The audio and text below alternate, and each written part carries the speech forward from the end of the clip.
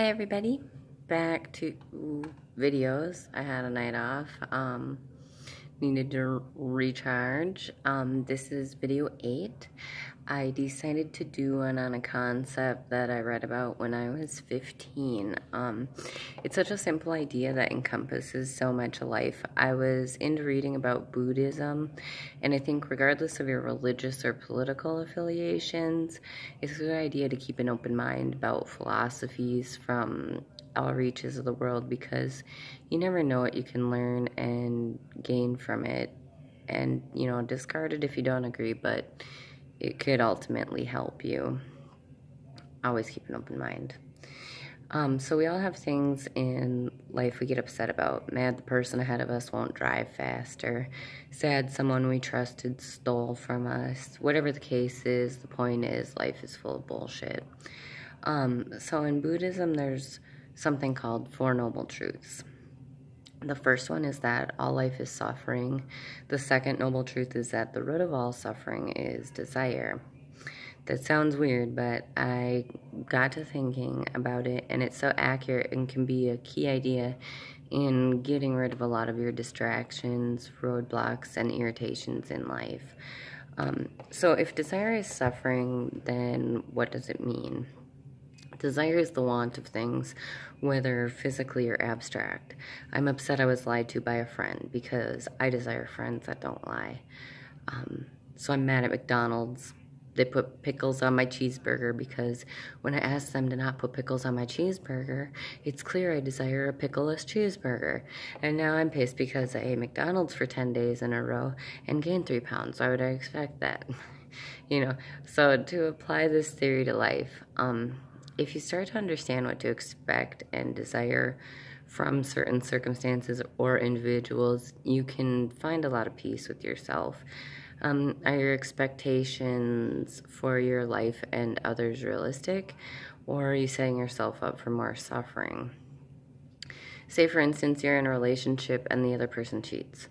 Obviously, this is going to hurt your feelings, but should you not take this piece of information and then say, okay, when it comes to the interpersonal action between me and this person, what can you expect of them? No matter what they say, their actions should determine your expectation. Anyone can say words. No matter what they say, their actions should determine their expectation.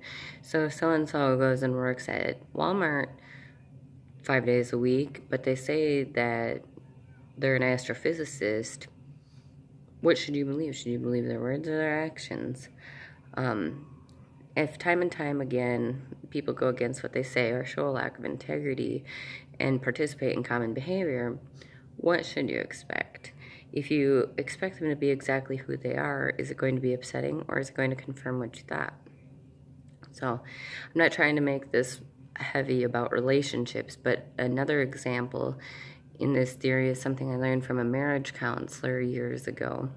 I called him Dr. Loafer Flopper because he spent all the sessions flopping his loafers all over the room, and it was extremely distracting, but I did get one good piece of information from him.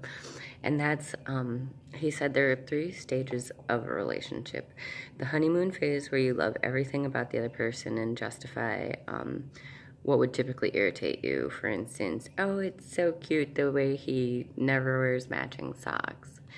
Okay, well then there's stage 2, where you start to come to the reality of who the person is, and you get irritated by their habits and desire them to be different. I don't understand why this dude cannot for the life of him match socks. Is it that difficult, really?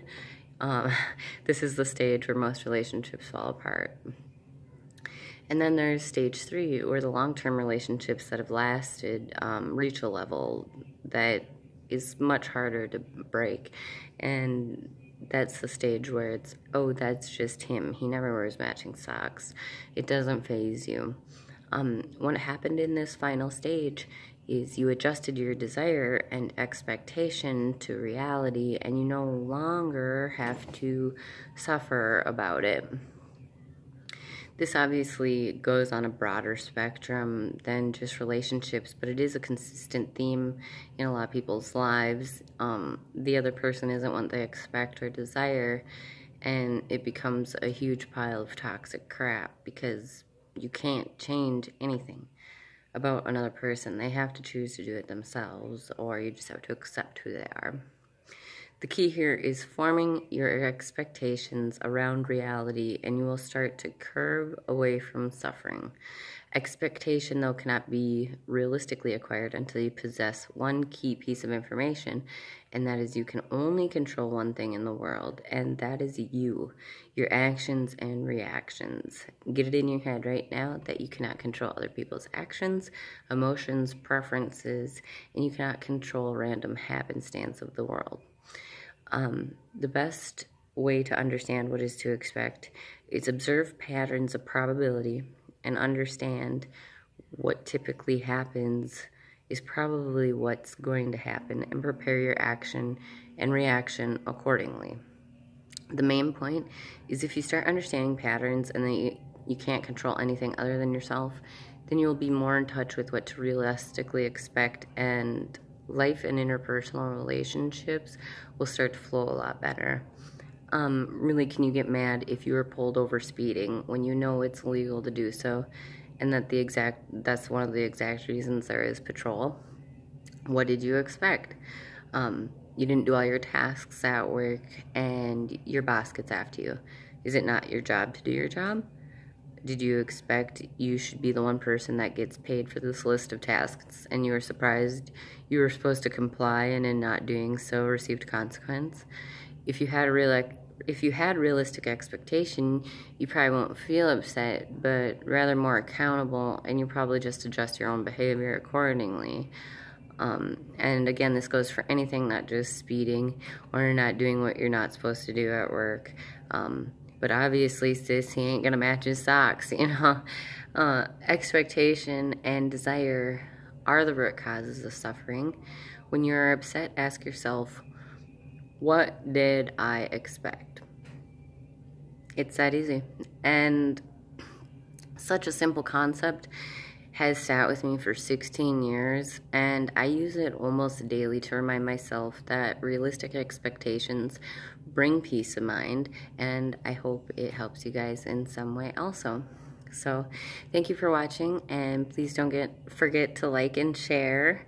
I appreciate the support so much, and I love you all. Have a good night.